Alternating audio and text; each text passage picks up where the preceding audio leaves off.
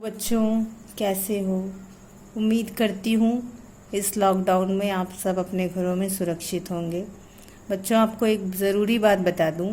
मैंने जहाँ तक जो क्लासेस चलती हैं यूट्यूब पर, अरे सॉरी, व्हाट्सएप पे जो क्लासेस चलती हैं हम लोगों की, उस पे हमने देखा है कि बहुत सारे बच्चे हैं जो समय पे उपस्थित नहीं रहते हैं। बाद में वो पूछते हैं कि कितने लेसन हो गए, तुम मुझे नोट्स दो, तुम मुझे नोट्स दो। कुछ बच्चों को ये भी नहीं पता है कि कितने पार्ट पढ़ाए जा चुके हैं और कितने पार्ट बाकी हैं। तो वो बच्चे ये चीज़ ध्यान से सुन लें कि बच्चों, इस ऑनलाइन क्लास को आप सीरियसली लीजिए। इसको आप लोग को मजाक में लेने की ज़रूरत नहीं है, क्योंकि जब कभी भी ये कोरोना का संक्रमण थोड़ा कम होगा और क्लासेस चलेंगी, स्कूल खुलेंगी, तो इसके आगे के ही पार्ट पढ़ाए जाएंगे। जहाँ तक मुझे उम्मीद है, शुरू से किसी भी क्लास की पढ़ाई नहीं होगी। जो ऑनलाइन पढ़ा दिया गया उसके आगे ही क्लास चलेगी। इसलिए इसको सीरियसली लीजिए, साथ साथ पढ़ते चलिए, नोट्स बनाते चलिए, क्योंकि एक बहुत लंबा समय बीत चुका होगा और वापस से सिलेबस अगर पूरा करना है तो हम लोग को आगे ही बढ़ना पड़ेगा। जो क्लासेस हो चुकी हैं उसको दोबारा नहीं पढ़ाया जाएगा। लेकिन ये आप लोगों के लिए सौभाग्य की बात है कि अगर आपसे छूट जाता है तो वीडियो हम लोग भेज देते हैं, आप उस वीडियो में देख लीजिए। नहीं तो आप वीडियो दोबारा मांग लीजिए, वीडियो दोबारा आपको शेयर कर दिया जाएगा। लेकिन क्लास मिस मत करिए, ठीक? तो बच्चों, पढ़ाई शुरू करते हैं। जैसा कि आपको पता है कि हम लोग अभी पद्य साहित्य का इतिहास पढ़ रहे हैं, तो एक बार फिर से रिवाइज करा देती हूँ कि पद्य साहित्य के इतिहास में हम लोग क्या क्या पढ़ चुके हैं, तभी हम उसके आगे चलेंगे। पद्य साहित्य के इतिहास में हम लोग ये पढ़ चुके हैं कि पद्य या काव्य क्या है, उसके कितने प्रकार हैं, और पद्य साहित्य का काल विभाजन भी देखा हम लोगों ने, जिसमें पद्य साहित्य के कुल 4 काल हैं: आदिकाल, भक्तिकाल, रीतिकाल और आधुनिक काल। तो बच्चों, हम लोग बारी बारी इनके जितने उप शाखाएं हैं उनके बारे में भी पढ़ चुके हैं। और अब हम ये जो काल है, जो मुख्य काल है, उनकी विशेषताएं पढ़ रहे हैं, जिसमें से हम लोग आदिकाल की विशेषता पढ़ चुके हैं। भक्ति काल की जो 4 शाखाएं हैं उनकी विशेषता पढ़ चुके हैं। और आज हम लोग रीतिकाल की विशेषताएं पढ़ेंगे। तो आइए शुरू करते हैं रीतिकाल की विशेषताएं। रीतिकाल की जो पहली विशेषता है बच्चों, वो है श्रृंगार वर्णन। जैसा आपको पता होगा कि रीतिकाल को श्रृंगार काल भी कहते हैं। वो इसलिए कहते हैं कि इसमें श्रृंगार का, नारी श्रृंगार का बहुत वर्णन है। इसमें जो मुख्य नायिका है उसका नखशिख वर्णन है, सिर से लेकर पैर के नाखून तक का वर्णन है।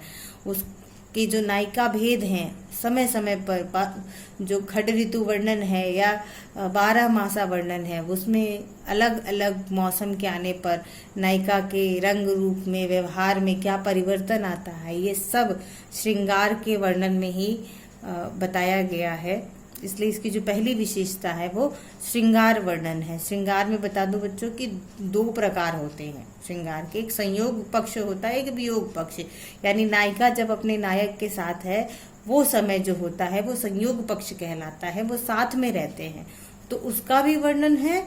और वियोग पक्ष वो जब नायक नायिका को छोड़कर कहीं चला जाता है, चाहे वो काम पे जाए चाहे युद्ध पे जाए, तो उसका वो वियोग पक्ष है, उसका भी बहुत ही अच्छा वर्णन किया गया है। तो इस तरह रीतिकाल की जो पहली विशेषता है वो श्रृंगार वर्णन है, और इसमें नारी सौंदर्य का पूरा नखशिख वर्णन है। दूसरा क्या है? नायिका का प्रेमिका रूप।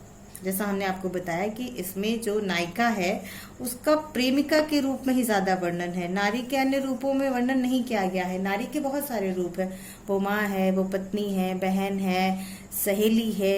लेकिन जो रीतिकाल की विशेषता है, रीतिकाल में स्त्री को जिस रूप में वर्णित किया गया है, सबसे ज्यादा जिस रूप में वर्णित किया गया है, वो है नायिका का प्रेमिका रूप। वो प्रेमिका ही बनी हुई है। ठीक है बच्चों। अब तीसरी विशेषता है अलंकारिकता।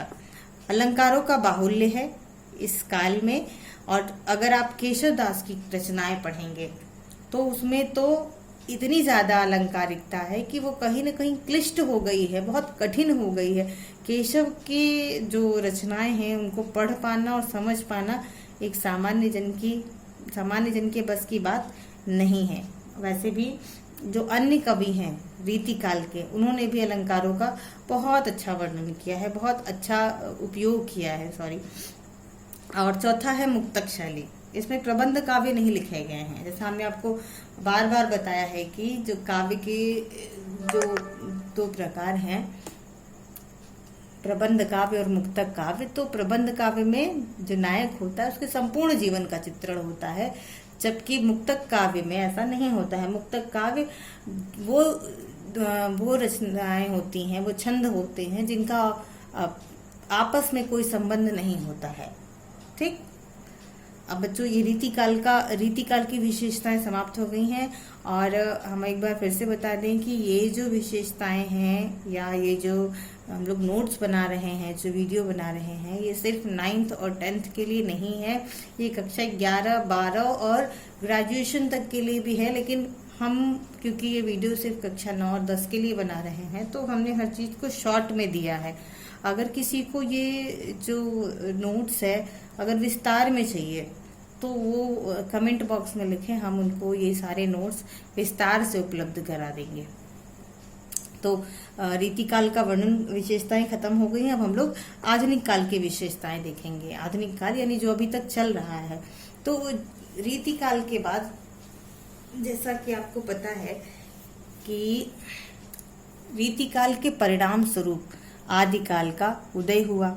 तो जो वो चीजें जो जिनकी उपेक्षा की गई रीतिकाल में, सिर्फ नायिका, युद्ध वर्णन और यही सब चीजें थी उसमें, तो जिन चीजों की उपेक्षा की गई उसको आधुनिक काल में स्थान दिया गया, जिसमें पहला है देश प्रेम की भावना। रीतिकाल में कहीं ना कहीं देश प्रेम की उपेक्षा हुई है। तो इस समय जो आधुनिक काल आया तो उसमें ब्रिटिश शासन था और हमारा जो देश था वो परतंत्र था। तो कवियों ने अपनी रचनाओं के माध्यम से लोगों में देश प्रेम की भावना भरने का प्रयास किया। मैथिली शरण गुप्त ने लिखा है कि हम कौन थे, क्या हो गए और क्या होंगे अभी, आओ बिचारे आज मिलकर ये समस्याएं सभी।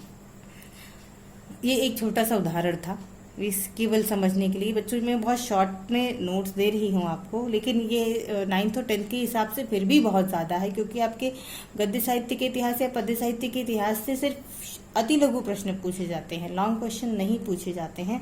इसलिए ये छोटे होते हुए भी बहुत विस्तृत है। अगर मैंने बता दिया कि अगर किसी को और विस्तृत नोट्स चाहिए तो वो मुझे कमेंट बॉक्स में लिखे, तो हम उसको विस्तृत नोट्स भी उपलब्ध करा देंगे। दूसरी विशेषता है विभिन्न विधाओं एवं काव्य धाराओं का जन्म। बच्चों, आपको पता है कि रीतिकाल तक पद्य साहित्य ही सर्वोपरि था, पद्य साहित्य में रचनाएं ज्यादा हुई हैं। लेकिन जब आधुनिक काल आया तो आधुनिक काल में हिंदी का जो स्वरूप है, खड़ी बोली हिंदी का, वो विकसित होने लगा और इसी के परिणाम स्वरूप बहुत सारी विधाएं आने लगी। पहले जो कविताओं तक सीमित था, गीति काव्य तक सीमित था, अब वो उसमें बहुत सारी विधाएं आने लगी। जैसे निबंध आ गए, नाटक आ गए, उपन्यास लिखे जाने लगे, कहानियां, एकांकी इत्यादि बहुत सारी विधाएं जो हैं वो हिंदी गद्य के विकास के साथ साथ हमारे सामने उपस्थित हुई। और इतना ही नहीं, विधाओं के साथ साथ काव्य धाराओं का भी जन्म हुआ।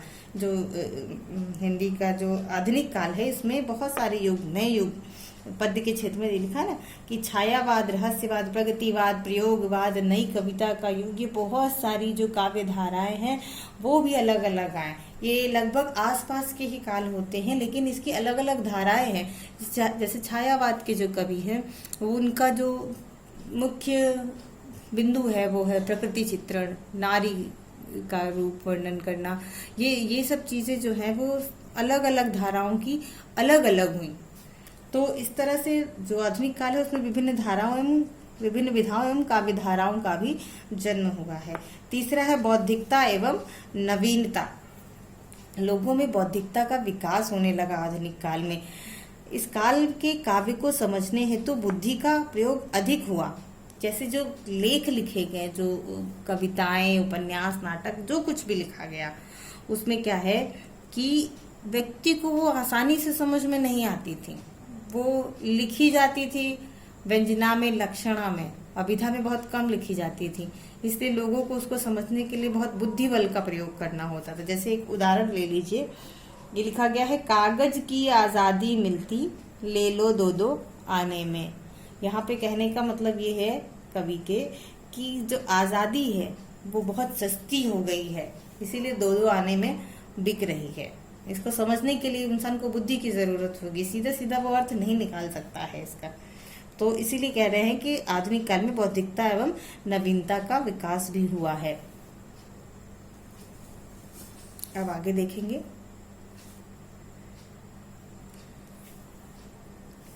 जो अगली विशेषता है वो जनजीवन की झांकी। जैसा हमने आपको बताया कि रीतिकाल में जो सामान्य जन थे उनकी उपेक्षा हुई है, लेकिन जो आधुनिक काल आया तो इसमें लेखकों ने और कवियों ने जो एक मजदूर वर्ग है, जो शोषित वर्ग है, स्त्रियों की जो दशा है, उन सबको अपनी रचनाओं में स्थान दिया है। लिखा गया ना, रीति काल में जनजीवन की उपेक्षा हुई। इस काल में गद्य एवं पद्य दोनों में जनजीवन की झांकियां देखने को मिलती हैं। कवियों ने मजदूरों एवं कृषकों के जीवन का मार्मिक वर्णन किया है। अगर आपने प्रेमचंद्र का नाम सुना होगा, उनके उपन्यासों, उनकी कहानियों में जो मजदूर वर्ग है, जो किसान वर्ग है, उसकी पीड़ा, उसकी व्यथा, सबका बहुत ही सजीव चित्र है। कुछ कहानियां तो ऐसी हैं कि पढ़ लीजिए तो आंखों में आंसू आ जाएंगे उसको महसूस करके। मैं आप लोग को सजेस्ट करती हूँ कि कभी टाइम मिले तो प्रेमचंद के उपन्यास और उनकी कहानियां जरूर पढ़िएगा। उनकी एक कहानी कफन मुझे बहुत अच्छी लगती है, उसे जरूर पढ़िएगा एक बार अगर समय मिले तो।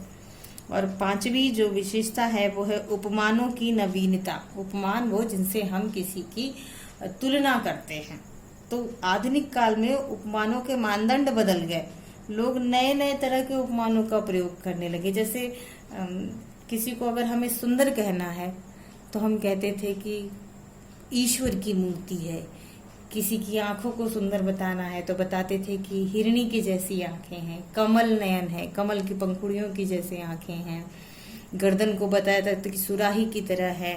तो ये जो उपमान थे, किसी की सौंदर्य की करना है तो चंद्रमा से उसकी उपमा कह दी थी, चंद्रमा की तरह चंद्रमुख है तुम्हारा।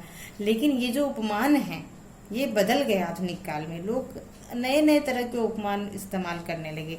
एक उदाहरण दिया है मैंने दो कि आधुनिक काल के कवि कैसे लिखते हैं, प्यार का बल्ब फ्यूज हो गया। ये देखिए, आपने कभी नहीं सुना होगा इस तरह का। इस तरह के जो उपमान है वो बल्ब के फ्यूज होने का उपमान दिया है कवि ने। और दूसरा है, मेरे सपने ऐसे टूटे जैसे भुना हुआ पापड़। आपने अभी तक भी किसी से नहीं सुना होगा कि सपनों के टूटने के लिए पापड़ की उपमा दी जाए। तो ये है जो उपमान है वो बदल गए, नवीन हो गए। छठा है प्रतीकात्मकता। आधुनिक काल में चीजों को स्पष्ट न कह के प्रतीक रूपों में कहा जाने लगा।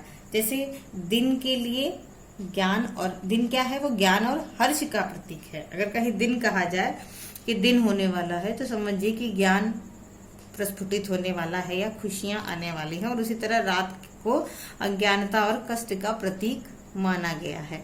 और